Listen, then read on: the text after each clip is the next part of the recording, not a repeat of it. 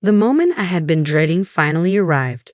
My husband, who has tormented me endlessly, and his ever-judgmental mother have moved in.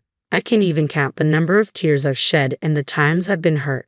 Despite it all, I've held on, trying my best to fulfill my role as a wife and homemaker. But my husband never seemed to care about my struggles. He even decided to move his mother into our home without consulting me. "Is your mom all moved in?" I asked. "Of course she is," he replied. "Well, here's the thing. She's settled in, and in fact, I just finished moving back to my parents' home." "Wait, what? Your parents' place?" His voice over the phone was tinged with panic. I could tell he hadn't seen this coming. "But don't think it ends here. I owe you for all the pain you've caused me.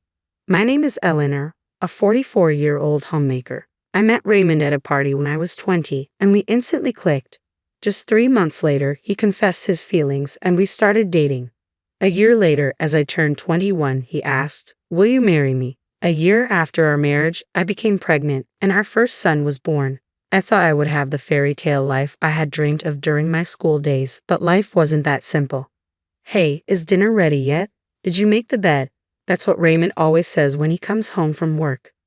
I sometimes wonder if he thinks of me just as a maid. 'I'm sorry, I got a bit tied up. I'll get everything ready now,' I said, trying to keep my voice steady. Seriously, don't you think about how tired I am after work? I deal with so much stress to provide for our family. And remember, I'm a manager. Raymond would always start ranting about his job whenever things didn't go his way, making snide remarks. He wasn't like this when we first got married. People often ask if I'm okay with how he behaves. Of course, I'm not. It's unbearable. But honestly, I do appreciate that he brings in the money. Thanks to Raymond's good salary, we've never had financial troubles. But imagine if I challenged him and he retorted, 'You're defying me.' Fine, I'll stop contributing to the house then. I wouldn't know what to do. So even if he says a bit much sometimes, I try to tolerate it, though I wish I could say it was always easy. But with the way Raymond's been acting lately, even that tolerance is strained.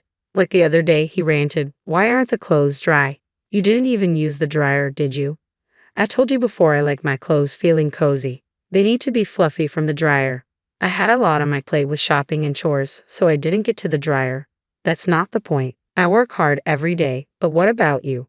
Aren't you a homemaker? Shouldn't you have time for at least this?" Raymond never does household chores. He believes that's the wife's job. Just because I'm a homemaker doesn't mean I always have free time. I wish he'd help out a little. It was the same story when our child was born. Always some excuse about being busy or tired from work. So I've done all the household and childcare duties by myself. But there's another source of stress. My mother-in-law. "Eleanor, did you clean this properly? And what are you planning for dinner tonight? Surely not some takeaway." Whenever my mother-in-law visits, she's always like this. She constantly looks for my mistakes and never hesitates to criticize. Both mother and son act similarly. Like they say, the apple doesn't fall far from the tree. And today she started again. "Eleanor, how many times have I told you to clean the house every day to make it comfortable for my son? Why don't you? Are you ignoring my advice on purpose? This is why I was against my son marrying someone like you. You can't even manage the house properly. Just looking at you infuriates me." Constant criticism from Raymond and my mother-in-law. I endure it all with a smile. But there's one thing I just can't overlook, my mother-in-law's gambling habit. Whenever she has the chance, she's playing poker, slot machines, roulette, or craps. She just loves to gamble and spends all her money in the blink of an eye. Worse still, she laughs about it, and Raymond just laughs along with her. Hold on a second. Whose money do you think you're using? The money my mother-in-law spends on gambling comes from our household savings. I've brought this up to Raymond multiple times, but he just brushes it off. "Hey, could you tell Mom? I mean, I could tell her, but if I do, I think she'd be really shocked. Plus, I'm so busy with work." I don't think I can discuss it calmly. He always comes up with these excuses and never asks. So I decide to convey Raymond's message to my mother-in-law for him. "Why can't a mother use the money her son earns?" "He told me I can use as much as I want," she retorted, thinking that Raymond would back me up. I say Raymond feels the same way. "Could you please stop using our household savings without asking?" "Right, honey." But Raymond interjects, "What are you talking about? The household savings are for all three of us, excluding only Mom. Is she wrong?" "Sorry, Mom. Don't listen to her, she's lying. You can use the money as you always have." This is how Raymond always changes his story depending on who he's talking to. Moreover, he started blaming me for my mother-in-law's gambling habits, saying they worsened after we got married 3 months ago. That's just not true. Even before our marriage, my mother-in-law was gambling frequently. Whenever I went shopping, I'd see her coming out of the local poker club. But when I bring this up to Raymond, he accuses me of lying and then ignores the issue. He'll never see his mother's true colors. These remarks keep coming, and I'm getting fed up. Oh, look at the time. I should get going. Wait, Mom, you didn't forget about our plan, right? How are the preparations? Yes, they're well underway. What plan? What are these two up to? I'm taken aback by Raymond's sudden question and try to figure out their scheme. With that, my mother-in-law, humming a tune, leaves in high spirits. At last, she's gone. I think to myself. I look over, and Raymond is grinning from ear to ear, waving until his mother's out of sight. A week later, I finally understood the meaning behind Raymond's words about preparations. Have a good day, I say, but there's only a slam as usual. Raymond leaves for work without responding to my farewell. While most couples would greet each other with smiles, that warmth is long gone between us. I gaze out the window and see a neighboring family looking so happy as they walk by. I remember the days when my son and I used to go for walks just like that. Lost in my thoughts in the morning, the doorbell rings. Yes, who is it? Oh, it's you, mother-in-law. Wait, where's Raymond? I wasn't expecting her to show up today, especially not this early in the morning. Oh, something came up at his work, so he had to go in unexpectedly. I see. Why on earth is she here? She's not expecting to have breakfast with me, is she? No way she would think of doing that, or would she? A flurry of thoughts about my mother-in-law raced through my mind. Then she says, "Why are you standing there looking so blank? Get things ready." Ready for what? I haven't eaten anything since this morning. I'm hungry, so make me breakfast. And make sure this doesn't happen again. What does she mean by from now on? The words "get ready" that Raymond mentioned earlier and mother-in-law's "from now on" phrase make me uneasy for some reason. I had a terrible feeling about this, feeling anxious about their comments. Mother-in-law pressures me to make breakfast. I apologize and start preparing the meal. Meanwhile, mother-in-law observes me, not even blinking. It feels more like monitoring than observing. Maybe it's hard to do under her piercing gaze. Silently and earnestly, I prepare the breakfast. Suddenly, mother-in-law says, "It's pitiful to think my son eats this poorly presented food every day. It looks terrible and probably tastes just as bad. I'd love to know how you manage to cook so poorly." She ridicules me, mockingly laughing and complaining. Why do I have to hear this first thing in the morning? What was supposed to be a pleasant morning feels as if it had turned into a downpour. Sorry for the wait, it took you long enough. How much time do you need for a meal like this? Maybe you should attend a cooking class, then you might be able to cook something decent. Even then, it'd be like getting a D instead of an F. Having a meal along with my mother-in-law for the first time, seeing her stern face while eating, I lost my appetite, and the meal I put so much effort into tasted bland. Suddenly, my mother-in-law sat down her fork, stating, "I don't even feel like eating this. Clear it away." I'm sorry, I just can't take this anymore. I wish she'd leave sooner. But little did I know, my wish would be shattered in no time. Ring, ring. Excuse me for a moment. Hey, Mom's there, right? Let me talk to her, Raymond requested, handing the phone to my mother-in-law. After Raymond's request, she exclaimed, "You told me we'd discuss that matter, making me come over so early. Now you say you're at work. What's going on?" "Sorry, something came up. I'll be back before noon. Just relax till then." Hurry up. Being with her is just stressful. She ended the call with Raymond and returned the phone to me with a slight throw. Trying to ask what Raymond had said, she just glared and told me he'd be back before noon. 3 hours later, Raymond returned home and immediately asked her, "Sorry, Mom, so are you ready?" "Yes, just need to pack my things." Before I could process it, Raymond dropped a bombshell. "From now on, Mom will live here too." What? It was a shock. I always thought it would be just the two of us living here, but now my mother-in-law will be moving in. The mere thought of my mother-in-law coming here terrifies me.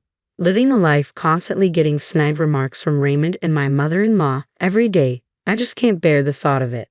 "Mom, I'll help you move on my next day off." "That would be helpful, but don't bring her along. We don't need someone useless." "Don't worry, it'll just be me." The shocking twist left my mind blank, unable to process anything. That evening, Raymond and his mom went out for dinner alone. I pondered our future. How would I coexist with the two of them? Was I just supposed to endure everything, or was there another way? The same thoughts kept replaying, but no answers came. Lost in my despair, tears spilled when suddenly, ring ring, a phone call. Wiping away my tears, I answered, and the voice on the other end was, oh, a call from the most unexpected person. The familiar voice echoed in my ear when I picked up the phone. Mom, it's been a while. Eric, it has indeed. Have you been well? Yeah, I'm good. Granddad and Granny are also doing well.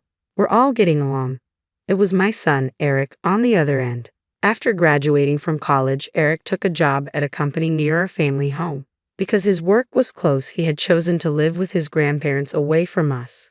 When will you come to visit? It's been years since you last did. The two of them really want to see you. I'm sorry, I've been so busy and just couldn't make it to the family home. Busy with what? Isn't it because of Dad and Grandmother? He hit the nail on the head. The reason I couldn't visit was indeed because of those two. Raymond didn't like the idea of me visiting my parents. As a homemaker, Raymond only sees me as a mere housekeeper. He has this ridiculous notion that I should always be taking care of the home, and his mother shared the same view. She too only saw me as a convenient housekeeper, always expecting me to tend to the house. So I felt trapped, unable to leave and just living within the confines of our home. It felt like I was a bird caged up. Eric knew this. He once visited this house and remembered the words Raymond and mother-in-law had hurled at me. Aren't you a homemaker? Then you need to do your household duties properly. A housekeeper who can't even do chores is useless anywhere. Be grateful you're even needed here by us. It was then that Eric first realized the treatment I was getting from the two of them. I thought as much. I'm sorry for making you worry. Listen, Mom, I have an idea. Then Eric suggested something unexpected. It was something I hadn't ever considered. Really? Are you serious? Of course. It's to help you, Mom.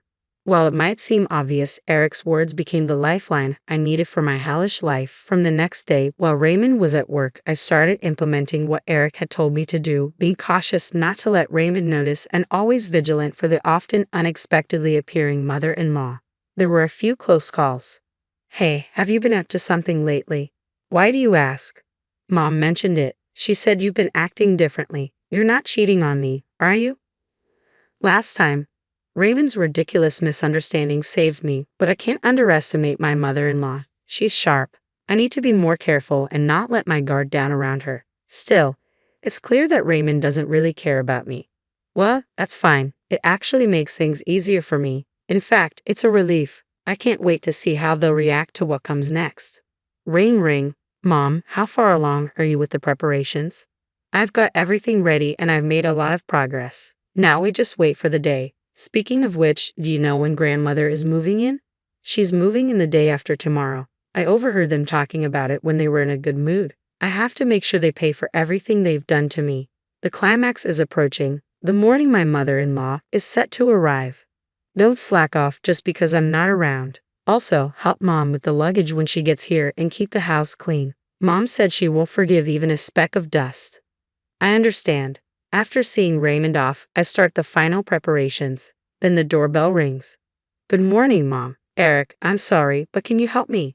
Of course, let's get this done quickly before Grandmother arrives. With Eric's help, we finalize everything, and 30 minutes later, we're ready. All right, let's go. I hop into Eric's car, and we head to a certain place. Ring ring. Hello, the moment has arrived. Raymond and mother-in-law have tormented me endlessly. I don't even know how many tears I've shed or how much pain I've endured. Yet I've persisted, trying my best as a homemaker. But Raymond never seemed to care about my struggles, and he decided to move in with his mother without discussing it with me. Is Mom all settled in? Of course she is. But guess what? Yes, she's all settled, and I've just finished moving back to my parents' home. What? Back to your parents? Raymond's panic was evident even over the phone. But that's not the end of it. He's got a lot coming his way. I delivered the final blow to Raymond today, the day we get divorced. The divorce papers already filled out with your name are on the table when you get home. All you need to do is sign and take them to the courthouse, just to make sure there's no delay. I've arranged for a lawyer to accompany you. The lawyer will also discuss the division of our assets. Raymond, taken aback, blurted out, Wait, what are you talking about? Divorce? Are you kidding me? No matter what you say, it won't change my mind. Oh, by the way, we don't have a single cent in our savings. What? That can't be true. I've been contributing every month. Yes, but your dear mother gambled all that money away. We have nothing left. What I suggest is that you and your mother figure things out. Good luck. Right after ending the call with Raymond, his mother showed up at the house, arms laden with bags, enthusiastically ringing the doorbell. I didn't answer. Infuriated, she yelled, "Hey, open up. How long are you going to keep me waiting out here? Open the damn door, you wretched woman." Screaming and swearing at the front door attracted the attention of a passerby. They suspected her of causing trouble and called the police. In just a few minutes, officers arrived and took her away. About 30 minutes later, a distraught Raymond, unable to focus on his work after hearing the news, rushed home, but I was nowhere to be seen. The only thing waiting for him was the divorce papers on the table. The sight left him completely speechless, and he just sat down, devastated. 2 hours later, the lawyer arrived and accompanied a despondent Raymond to the courthouse to submit the divorce papers. At last, our divorce was finalized.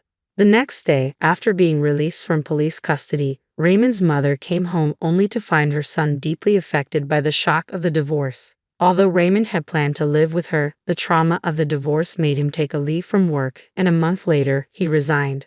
With no income, he had to sell the new house they had just built. They managed to get by with the money from the sale, but his gambling-addicted mother depleted it all. Rumor has it they now live like homeless people in a nearby park. After the divorce, I began to live peacefully at my parents' house. The money from the sale of the house came to me as well. With that money, I commented, "This place is lovely." Yeah, it's a popular resort hotel these days. I was on vacation with my family, finally free from the nightmare. I could live my life on my own terms. That joy is unparalleled.